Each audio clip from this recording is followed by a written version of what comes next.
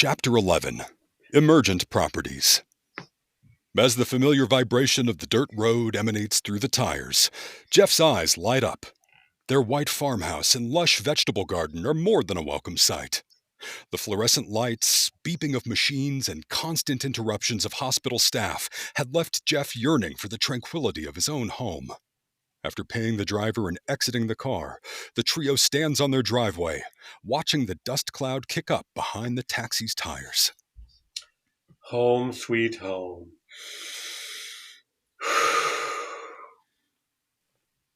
That was a deep breath I think we all needed after the accident and now killer robots.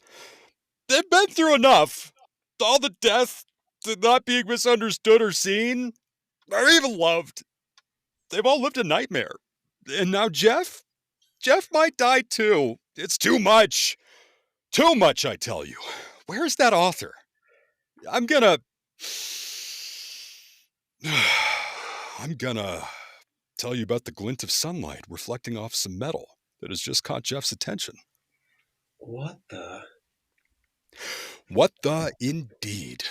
Also curious, Sandy and Ava's heads turn in unison. It's Rosie! Get in the house. Jeff frantically searches his pockets for something to stop the stampeding robot, ready to act as a human shield for his girls. Ava swiftly scoops up Sandy, bolting toward the house. Oh boy, could it be? The sound of a familiar robot bark stops Ava dead in her tracks. Spinning around, they watch Rosie drop to the ground and roll onto her back, her arms and legs lifting toward the sky like a dog as she continues to bark. Elon's barks? Do you still have memories? Bark, bark. Belly rubs, please. Jeff picked up a stick and threw it. Does this mean... No way. Elon, fetch. Bark, bark. Fetch mode engaged. Rolling over and shaking her entire body, Rosie stands up and chases the stick, bending down and picking up the stick with her metal jaw. She prances back toward Jeff, proud of herself. Rosie drops the stick at Jeff's feet. Girls, it worked. Ah, it worked! It worked! It worked. Ava runs to Jeff, who scoops them both into his arms, jumping a few times. It worked. It worked. Sandy, you're going to have a new body. See? I had a totally normal, manly response. It worked? Sandy, it worked! My button eyes can't cry, but my insides are definitely crying. I hate to ruin this moment, but isn't Rosie covered in radiation? Jeff takes several steps backward, his energy transitioning from elation to caution. Correct. Time to call in the nanobots. I can control them from my phone. You guys go inside and get the sparkling apple juice from the fridge. This is cause for celebration. We are going to get her all cleaned up.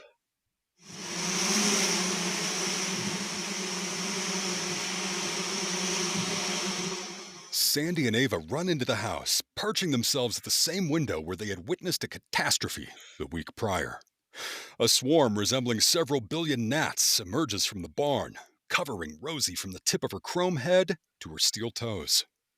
The blanket of nanobots vibrates, pulsing at a steady tempo before returning to the barn. Stay. Bark, bark. Stay mode engaged. Jeff turns from Rosie and walks toward the house. Opening the door and poking his head in, Jeff's grin stretches from ear to ear. I have sent the nanobots to remediate the lab.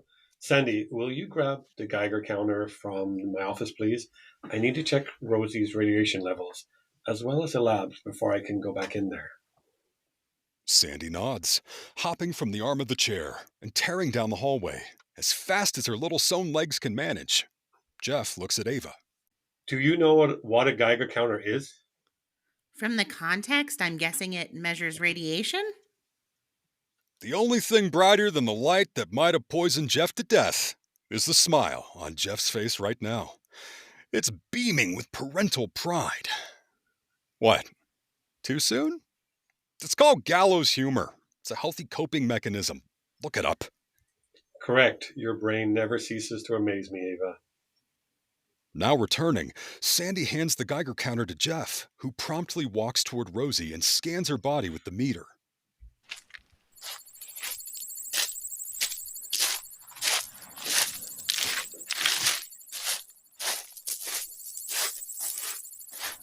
This is it.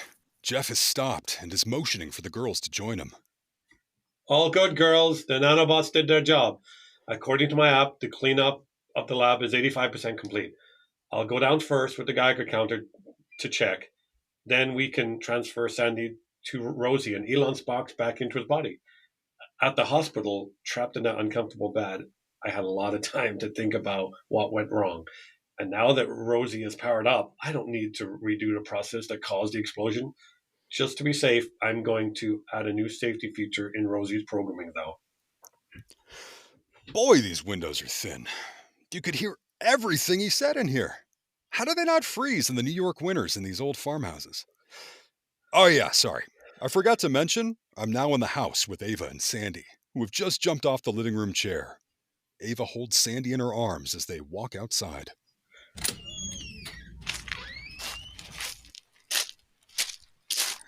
You're going to be able to carry me soon. I hope you know I expect a lot of piggyback rides for all the times I've carried you, Sandy. If I have a robot body, you'll never have to walk again if you don't want to. Job done. You guys stay here. I'll be right back. Come on, Elon Sparks, follow me. Rosie follows on Jeff's heels into the barn. Poking his head from the barn door less than 5 minutes later, Jeff waves them into the lab. Ava descends the lab stairs, stopping on the last step. So, it's safe to be down here, even with the explosion that happened? The doctor said it made you really sick, Dad. I don't want you to get sicker or for me to get sick too. Furiously tapping on his computer's keyboard, Jeff is writing code at a pace faster than Ava can read on the screen. Totally safe, sweetie. The nanobots did their job. The Geiger counter shows the radiation levels have returned to normal. Cool. Ava is tapping the glass box that housed the nanobots, which has settled into a solid spherical mass. As Jeff hits enter on the last line of code, he turns, handing safety glasses to the girls. After connecting the diodes to Rosie's temples, Jeff smiles. 3, 2, 1.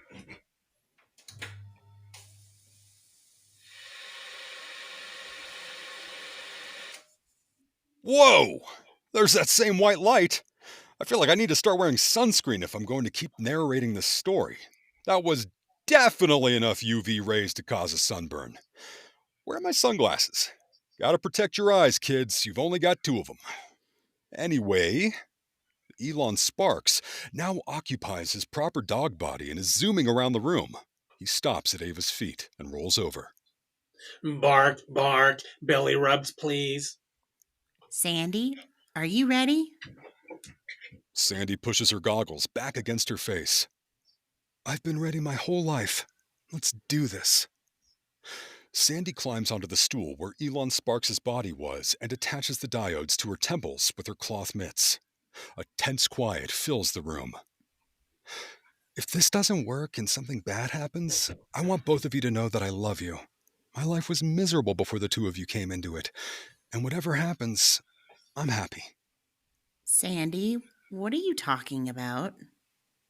Jeff gently wraps his arm around Ava's shoulder. The one thing that Blowhard on the radio got right is that science can sometimes be hazardous. Sometimes there are failures, sometimes successes, and anytime you try something new and daring like what we're doing, there's a risk. I think what Sandy is telling us is that no matter what happened, she wanted this. Is that right, Sandy? Absolutely. We're doing this. Someone give that poor kid a hug. She's 9. A 9-year-old isn't prepared for this level of depth of understanding life. Oh, okay, crisis averted. Jeff is hugging her now. Don't worry, kiddo. We'll figure it out if it goes sideways. We always do, but let's try to be positive. It worked for Elon Sparks. It should work for Sandy. I love you so much, Sandy. I love you too. Just think, no more stinky feet. Sandy grins, winking at Ava before closing her eyes and crossing her gray cloth arms against her chest. Alrighty, Jeff. Let's do this. I'm ready. Maneuvering Ava behind him, Jeff taps the enter button on the keyboard once more. A flash of white light, brighter than before, explodes throughout the room, causing Jeff and Ava to use their hands as vision shields. Ha! I knew those sunglasses would come in handy. Lowering their hands reveals Sandy's lifeless body, slumped over on the stool. In Rosie, nary a sign of life can be found. Dad? Hold on, Ava. Give her a moment. In moments like these, where all hope hangs in the balance, one realizes that we all really just have each other. Jeff is grabbing Ava and pulling her into his side as much for his own comfort as for hers. Ava's face is buried in his side, love leaking from her eyes and rolling down her cheeks. Love is a beautiful, life-changing thing that we all get to share with each other. But the flip side of love is grief. The fear of losing that love and descending into the dark pits of grief can sometimes be crippling in moments such as this. You see, Jeff here has his gaze fixed on Rosie, because every ounce of his scar tissue-encased heart is holding on to hope. It is in these moments where we find ourselves at the complete submission of the universe. We are but made of star stuff, floating around in space. Oh, yeah, I did just kind of take the air out of the room, didn't I? I just took over this whole scene, and you're probably all on the edge of your seats, wondering, did it work or not? Is Sandy alive? What is life, anyway? Is a robot actually alive? Who invented the word robot? Who invented the word word? Alas, I do have the answer for one of these questions. She lives. It's... wow. Okay, it worked. Ava, it worked. Look at me. Bravo, Jeff. Bravo. Sandy's voice is cascading through the air like the scent of cinnamon rolls on Christmas morning. Whipping her head to the right, Ava observes as the electric blue lights in Rosie's smooth gray face light up, forming two visibly joyful eyes. Ava runs to Sandy's new robotic body, hunches over, and hugs her waist, nearly knocking Sandy off her stool. Tenderly, Sandy envelops Ava in her long, chrome arms.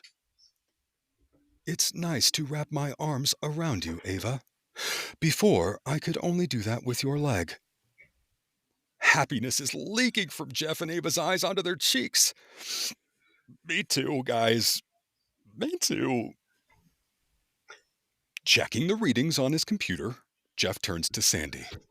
That, boys and girls, is the look of elation.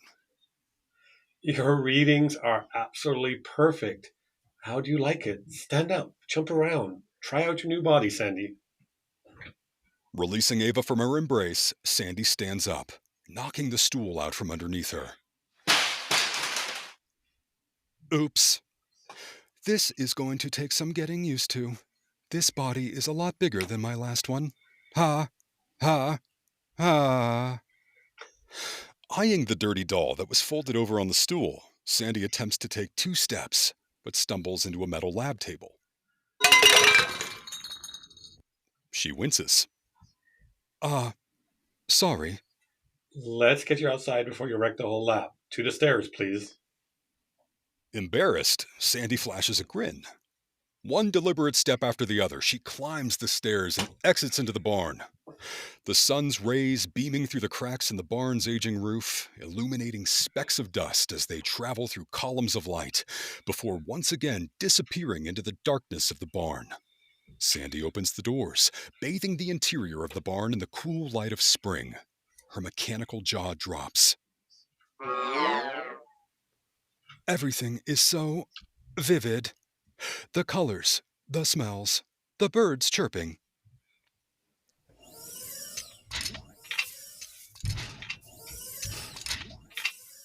Oh dear. Careful, Sandy. Too late. While swinging around, Sandy's arm has punched a gaping hole through one of the barn doors. She winces once more. Jeff rests his hand on Sandy's shoulder. I've been meaning to replace that door anyway. The wood is rotten. It's basically falling apart already. So, how do you like your new body? Clear lubricant has now begun to drip from Sandy's illuminated eyes. Touching her pointer finger to the oily droplet and pulling her metallic hand back, Sandy examines it in the sunshine as the reflection of her hand flickers on Ava's face. I take back everything I've said about this story. Everything. It was all worth it for this moment. Our neglected, sardonic little doll is now what mega-rich humans dream of. Being immortal, made of rare earth minerals and precious metals. I love it. Ava said you needed to be able to cry happy tears, so I made it happen. It's perfect. I can still feel things.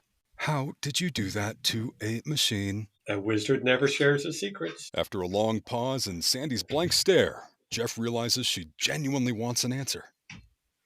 Oh, okay. I tweaked the haptic feedback and created a network that mimics the neural networks of human brains. Since you could feel things in your doll body, I figured it might work with whatever your consciousness is. Haptic neural what? Like your video game controller. Now it vibrates. That's haptic feedback.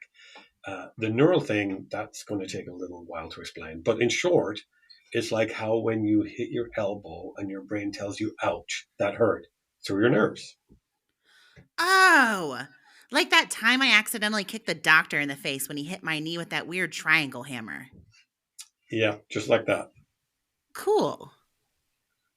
Oh, a mischievous grin is creeping across Ava's lips. Sandy, let me kick you in the knee and see if you kick back. Ha, ha, ha. How about...